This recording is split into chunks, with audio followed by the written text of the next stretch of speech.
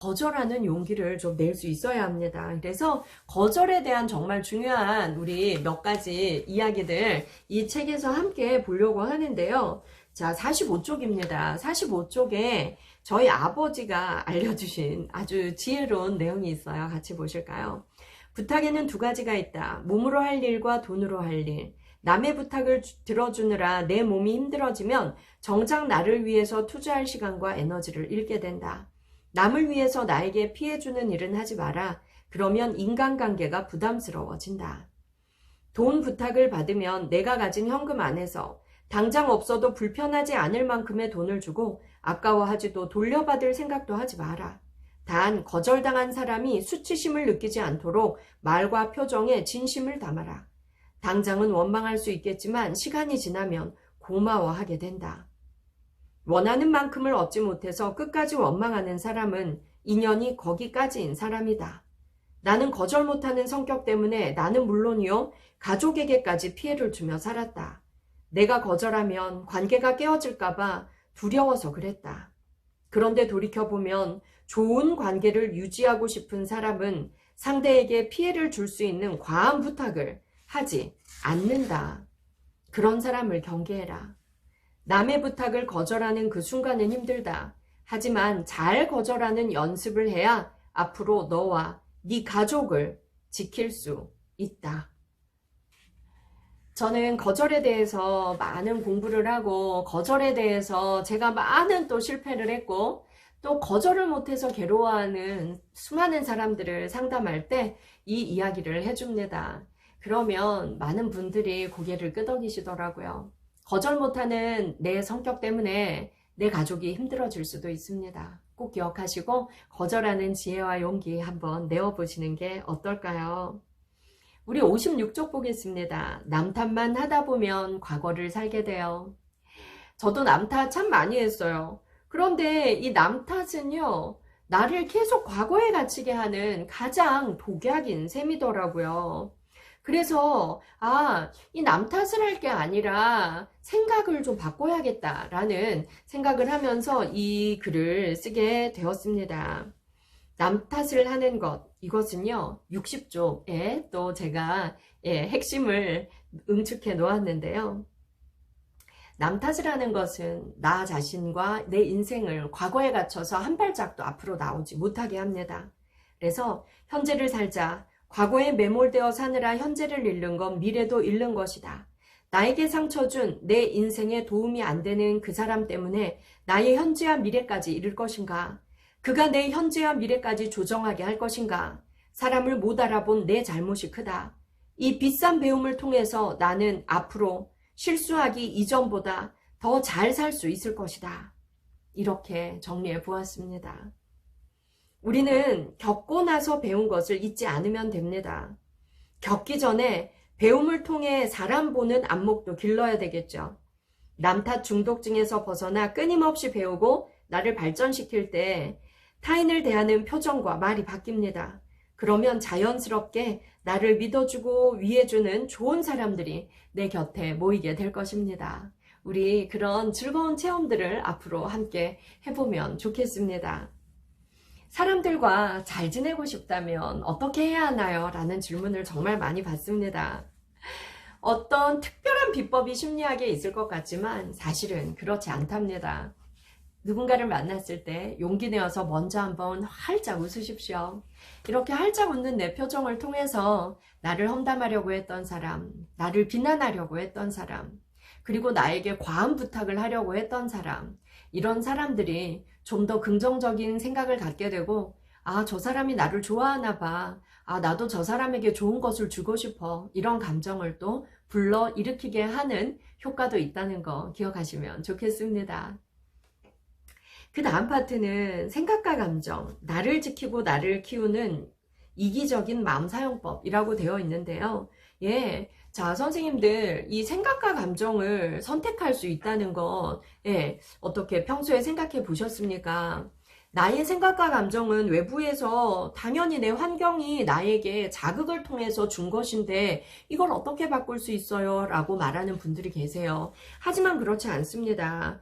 자, 우리의 생각과 감정은 얼마든지 더 좋은 생각을 선택, 얼마든지 더 좋은 감정을 선택할 수 있는 능력을 가지고 있다는 거 알고 계세요?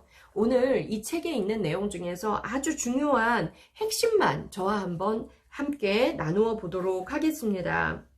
자, 우리가 분노라는 감정 때문에 굉장히 많이 힘들어하죠. 분노라는 감정은 우리를 죽이는 가장 나쁜 독약에 해당하는데요. 맥코트 말라키라는 작가가 이런 말을 했습니다. 분노하면서 원한을 품는 것은 독약을 내가 마시고 그가 죽기를 기다리는 것과 같다. 분노의 감정은요, 결코 상대방을 죽이는 게 아닙니다. 나에게 잊을 수 없는 깊은 상처를 준 사람들, 살면서 이런 사람 우리가 만나죠. 그 사람 때문에 정말 고통을 겪으신 적도 있을 겁니다. 정말 힘들어서 헤어나오기 어려운 감정에 고통에 빠진 적도 있을 거예요. 하지만 이 분노는 절대 그 사람을 죽이는 게 아니라 독약을 내가 마시고 그가 죽기를 바라는 정말 가성비 가장 떨어지는 복수의 방법이 분노에 빠져 있는 겁니다.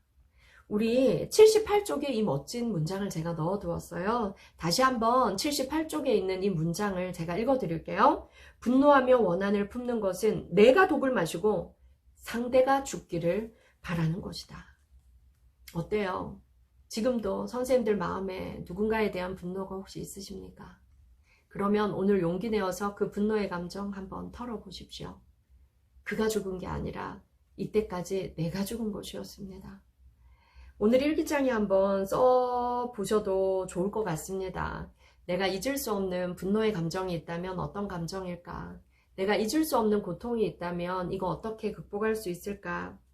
79쪽에 제가 이렇게 썼습니다. 상대에게 큰 상처를 받았다면 내 마음속에 일어나는 고통과 분노의 감정을 거부하지 말고 당연히 일어나는 감정이라고 인정하세요. 분노는 무의식에서 일어나는 감정입니다. 억누른다고 사라지는 게 아닙니다.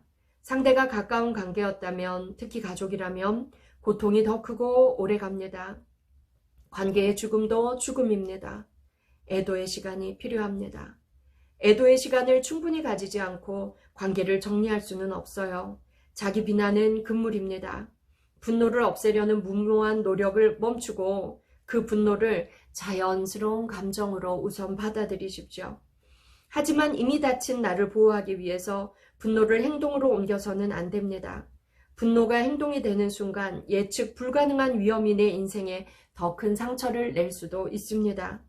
분노는 상대를 죽이는 게 아니라 나를 죽입니다. 나를 고통에 빠뜨린 상대 때문에 더 많은 것, 아니 내 전부를 잃을 수도 있습니다. 상대가 오늘을 살며 미래의 문을 열고 있을 때 나는 과거의 방에 갇혀서 산다면 얼마나 억울한가요? 그렇다면 내 마음에서 일어나는 분노를 어떻게 다루어야 할까요? 자, 여러분, 이 책에 여러분들의 분노를 다스리는 구체적인 방법이 아주 잘 드러나 있습니다. 지금부터는 천천히 읽으면서 하나하나 연필로 답을 써보셔야 합니다. 제가 어떤 질문에 답하셔야 되는지 그 질문들을 지금 짚어드릴게요. 80쪽입니다. 나는 왜 분노하는가? 나는 그에게 어떻게 복수하고 싶은가? 복수하고 싶다면 구체적으로 어떻게 하고 싶은가? 그것을 행동으로 옮겼을 때 어떤 결과가 발생할까? 상세하게 구체하게 전부 다 기술해 보십시오. 분노의 감정은 무조건 억누른다고 사라지는 게 아닙니다. 상세히 표현하고 상세히 기술할 때 우리는 이 감정의 객관적인 실체를 발견할 수 있고 이 감정을 해소할 수 있습니다. 내가 행동으로 옮겼을 때 어떤 결과가 발생할까? 그 결과로 내가 얻는 건 무엇일까? 그리고 내가 잃는 건 무엇일까? 전부 다 써봐야 합니다. 내가 얻는 것과 잃는 것을 쓰고 나면 누군가 나에게 야 용서해! 라고 해도 용서되지 않았던, 오히려 더 분노가 더 격해졌던 그 감정과 조금 멀어질 수 있어요. 이 분노의 감정이 나에게 이득보다 실이 더 많다라는 거, 손해가 더 많다는 걸 알게 되었을 때 이 감정과 자연스럽게 이별하고 싶은 욕구가 생기거든요. 그 다음에 이거 한번 또 해보는 겁니다. 그는 나에게 왜 그런 행동을 했을까? 그는 나에게 어떤 감정일까? 상대 때문에 상처받고 분노가 극에 달했을 때는 그에 대해 생각하기도 싫고 생각하면 더 분노가 치밀어 오르죠. 하지만 어느 정도 내 감정을 다스릴 수 있게 됐을 때 상대의 입장에서 생각해 보면 그 사람도 그럴 만한 이유가 있지는 않았을까 생각할 수 있게 됩니다. 내가 조금의 원인 제공을 했을 수도 있고 그 사람 또한 나에게 상처받은 일이 있기 때문에 나에게 그런 행동을 했을 수도 있고요. 상대의 입장에서 생각해 볼 수 있는 단계에 이르면 이젠 가장 현명한 복수를 시작할 수 있습니다. 내 인생의 하찮은 존재로서 아예 잊어버리는 연습의 단계로 갈 수 있게 되는 겁니다. 나에게 일어나는 분노를 억지로 잠재우려 하지 말고 내 감정을 인정하고 이런 질문을 스스로 주고받는 과정을 노트에 연필로 한번 써보십시오. 나를 위해서 상대를 용서의 단계에 서서히 올려놓는 그런 과정을 거칠 수 있습니다. 그리고 깨닫게 되죠. 용서의 수혜자는 상대가 아니라 나 자신이라는 걸 깨닫게 됩니다. 과거의 고통에서 스스로 벗어날 때 오늘을 살면서 미래의 문을 열 수 있게 됩니다. 그 다음 파트는 화에 대한 것인데요. 사람들은 왜 화를 낼까요? 나한테 화내는 사람 만나면 너무너무 속상하시죠? 그런데요, 우리가 나한테 화내는 내 가족들에게도 같이 화내지 않는 방법이 있습니다. 자, 83쪽이에요. 사람들은 왜 화를 낼까요? 화내는 사람의 비밀을 알면 그 사람을 좀 더 우리가 너그럽게 대할 수 있게 됩니다. 자, 뭐냐면 첫째, 실제보다 자신을 과대평가하는 사람들이 무시당했다라고 많이 느끼기 때문에 화를 내게 됩니다. 지금 나 무시하는 거지. 네가 뭐가 잘났어? 이렇게 생각하는 것이죠. 그래서요, 너 나 무시하지? 이 말 자주 하는 사람이 있다면, 저 사람은 자기를 굉장히 과대평가하기 때문에 사람들이 다 자기를 무시한다고 생각하는구나. 참 마음이 아프다. 이렇게 여러분들 한번 생각하시면 좋겠습니다. 둘째, 자신의 컴플렉스나 과거의 상처가 자극을 받아서 방어 기제가 올라온 겁니다. 아무것도 아닌 자극에 크게 화를 낸다는 건 그 사람 속에 오래된 상처에 어떤 자극을 받았기 때문인 거예요. 그래서 만약에 예를 들어서 내가 내 가족에게 등을 찰싹 때리면서 야 늦었어 빨리 가! 라고 했다고 칩시다. 예, 그러면 장난으로 느끼거나 아니면 내가 늦을까봐 걱정돼서 내 등을 찰싹 때렸구나 생각할 수도 있는데 왜 때려! 이러면서 소리를 지르면서 화를 냈다고 생각해 보세요. 그러면 너무 깜짝 놀라면서 별것도 아닌데 왜 화를 내? 우리가 더 놀라는 경우 있어요. 그건 과거에 누군가에게 아주 세게 맞아서 또는 등을 세게 맞아서 앞을 향해 걸어가다가 너무 깜짝 놀란 경험이 있어서 그런 과거의 트라우마 때문에 이럴 수도 있다는 겁니다. 자, 이 예는 제가 겪은 예인데요. 제가 제 사촌 동생한테 등을 찰싹 때리면서 늦었어 빨리 가! 이러고 뒤에서 찰싹 때렸어요. 근데 너무 크게 화를 내는 겁니다. 알고 봤더니 어릴 때 엄마가 뒤에서 자기를 등을 아주 세게 때리면서 제대로 빨리 하라고 야단친 적이 있었대요. 그때 앞으로 넘어지면서 이빨이 깨어졌었대요. 그래서 너무나 뒤에서 오는 어떤 작은 자극에도 아주 깜짝 놀라고 너무나 크게 화내면서 자기 방어를 하는 자신을 발견했다고 하더라고요. 그래서 이것도 기억하시면 좋겠습니다. 셋째, 상대에게 너무 큰 기대를 했을 때 실망도 크겠죠. 그래서 화를 낼 수도 있습니다. 그래서 나에 대한 기대가 아주 컸구나. 그래서 화내는구나. 이렇게 우리가 또 생각할 수 있겠어요.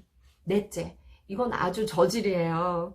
스스로 해결하지 못하는 짜증을 남한테 해소하는 것입니다. 이런 사람 우리 좀 멀리 해야 되겠죠. 우리 이러지 맙시다. 다섯째, 나의 간절한 요구를 알아달라는 호소를 좋게 표현하는 방법을 몰라서 화를 내고 있을 수도 있어요. 자, 그래서 화를 내는 사람의 5가지 이유를 알면 그 사람과 똑같이 반응하지 말고 6초호흡 한번 크게 한 다음에 5개 중에 뭘까 생각해보면 우리가 4번 빼고는 어때요? 좀 이해해 줄 만한 것들이 있죠. 좀 너그럽게 너 오늘 기분이 안 좋은가 보다. 물 한잔 하고 좀 이따가 우리 다시 얘기할까? 이럴 수 있는 여유가 생길 수 있을 겁니다. 자, 여러분 오늘 정말 중요한 거 마지막으로 하나 알려드리고 오늘은 마무리하려고 합니다. 여러분 뭐냐면요. 내 감정에 이름을 붙이는 겁니다. 이유 없이 짜증나고 이유 없이 화나고 아침부터 이유 없이 기분 안 좋을 때 있어요. 우리가 내 감정을 구체적으로 무엇인지 딱 찾아내지 못하면 그 감정에서 빠져나오기가 굉장히 어려워요. 그래서 내 감정에 이름 붙이는 연습을 해야 합니다. 89쪽을 펼쳐보시겠어요?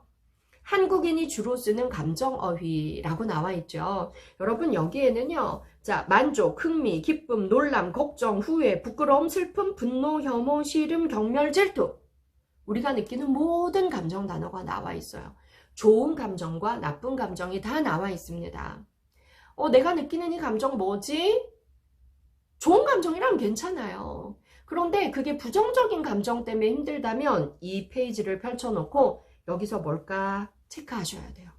여기서 뭘까 체크해서 그 감정 단어가 나오잖아요. 그러면 여러분 내 감정을 구체적으로 단어로 표현할 수 있을 때 우리는 그 감정을 해소할 확률이 훨씬 높아집니다. 90쪽에 아주 자세한 방법이 나와 있어요. 1번 내 감정에 이름 붙이기. 짜증이라고 우리가 찾았어요. 2번 이 감정이 왜 생겼지? 할 일이 너무 많아. 업무도 많고 수업도 많고 집에 오면 가족들은 나를 자꾸 더 짜증나게 하고 날 도와주는 사람이 한 명도 없어. 난 너무 힘들어. 내 삶이 정말 짜증나. 그러면 3번 소망 알기. 내가 원하는 게 뭘까? 여기에 써보세요. 사람들이 나한테 안 이랬으면 좋겠어. 도와줬으면 좋겠어. 뭐든지 내 욕구를 전부 다 쓰는 게 중요합니다.